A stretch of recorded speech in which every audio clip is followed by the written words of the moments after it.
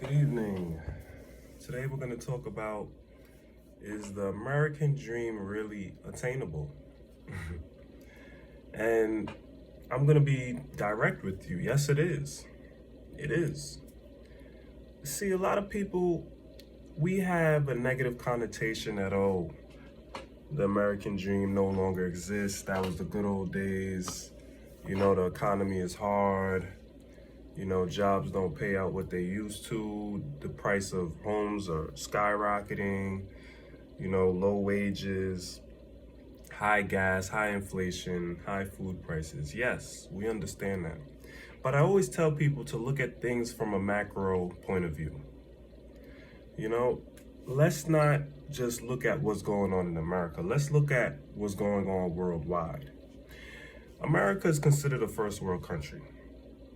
We have real poverty in countries such as Brazil, Senegal, Chad, Mexico, Indonesia, India, Afghanistan, Kuwait. We have real poverty. I mean, like, no running water, no electricity, no food to eat, famine, lack of health care. And usually it takes people to travel out to really see how blessed they are. When people talk and say, oh, the American dream, I usually shun out that because being born in America alone is a blessing. Me as a minority in America, I have far more opportunities than I've ever had if you look at the culture of Black Americans. If you look at slavery, segregation, now is the time to be alive. 2022, there's so much ways, and you can establish yourself. You could start a business. You could get the right LLCs and S corp corporations. There's so many avenues. The gig economy, you can invest in real estate, stocks, index funds. You could work a job. The job market is vast. A lot of these countries worldwide, there is no job market. There is no internet. There is no cell phone. It's far and few, and you need to have money to even access these things. So a lot of people, we need to look at it and be grateful that we are here on this American soil, and seize the opportunity. Instead of looking for ways to complain, let's seize the opportunity. Let's make a difference. Let's take the cards we were dealt and win the game. Because you have foreigners, you have Indians, Chinese, Spanish, Mexican, South American, Blacks, Africans, Jamaicans, Haitians. They're coming to this country and they're utilizing these resources. They're going to school. Yes, they're getting into a lot of college loan debt, but they're coming out as pharmacists, doctors, lawyers, engineers. They're studying STEM. A lot of us that are born in America and that's all we know is America, let alone most people only know their own city or state. Sometimes you have to venture your mind off and see things from a larger scale. Don't trap your mind in thinking, oh, it's so bad, oh, my job. You should be grateful you have your job that pays you benefits, that you have full-time work. There's some people that really can't provide. They have no food to eat at all, day by day. They have to farm. If there's no crops, they're not eating. In present day society, a lot of military people, they have a different understanding on how this world turns because they've seen different places. I have a friend right now, he's in Bahrain. They're going to these places and they're seeing turmoil. We just seen what happened in Afghanistan. We need to understand and shift our mindset of complaining and ridiculing this country and taking advantage and building something. That's what our forefathers have done, the people that came before us. And I see this a lot with the younger generation, people my age and younger. We complain too much about what is considered luxury to others. Being born here, 30,000 is considered, so you make 30,000 a year. That is considered rich in some countries. Having a vehicle, reliable mode of transportation, having access to schooling. There's some people that are illiterate can't read, write, vote, none of that. Listen, and in this day and age, there's no excuse. You could go on YouTube, you could watch National Geographic, you can watch all these shows, CNN and MSNBC, that will show you how life is around the world. There's no excuse for ignorance. Let's stop complaining and start appreciating what's going on. Take advantage of schools. Take advantage of jobs. The gig economy. You can work 2-3 jobs. If you have a family, hey,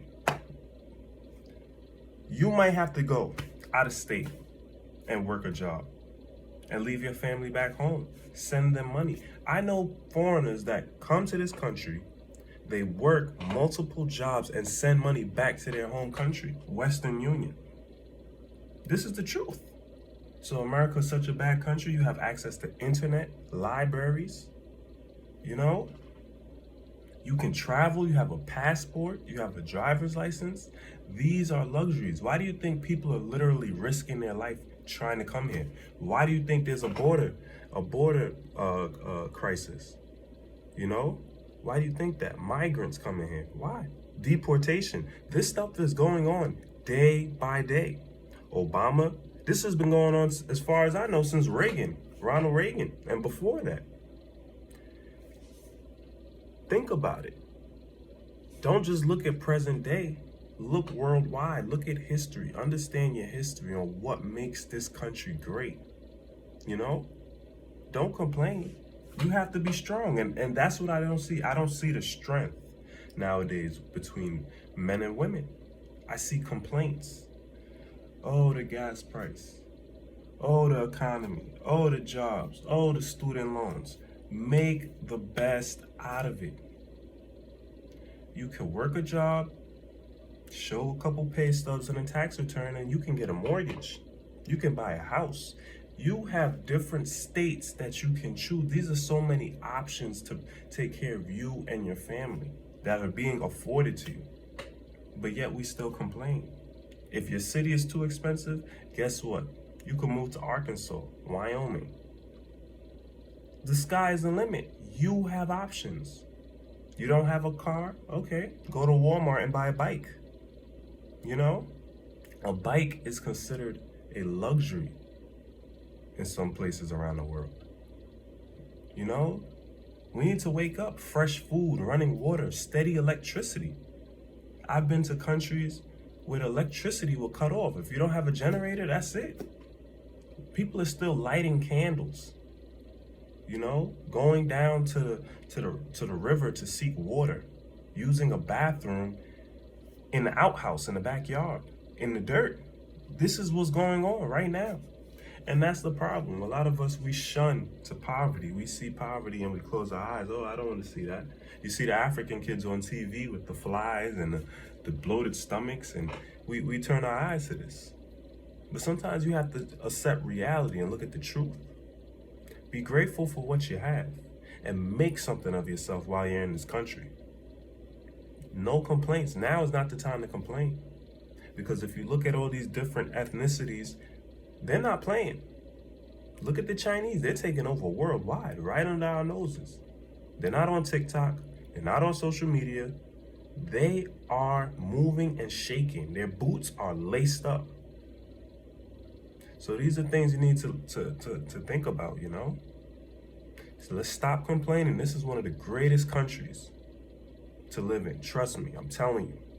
Despite what's going on in politics and social unrest and all the activism and the racial divide and economic inequalities, this is the best time to be alive. You know? Make something of it. Teach your kids. Protect your kids. You know, and find out who you are. You don't need the big house and the big car. This is a budgeting channel. Next gen fatherhood. Now's not the time to play. There's work to do. You know, there's a lot of work to do. A lot of you men that are married on the brinks of divorce, you need to fix your marriage. A lot of you men that your kids, you don't connect with them, and you need to sit down and have a face-to-face conversation and handle your business. Don't complain. It's time to lace your boots. All right, till next time, just had to have that conversation because now ain't the time to play around.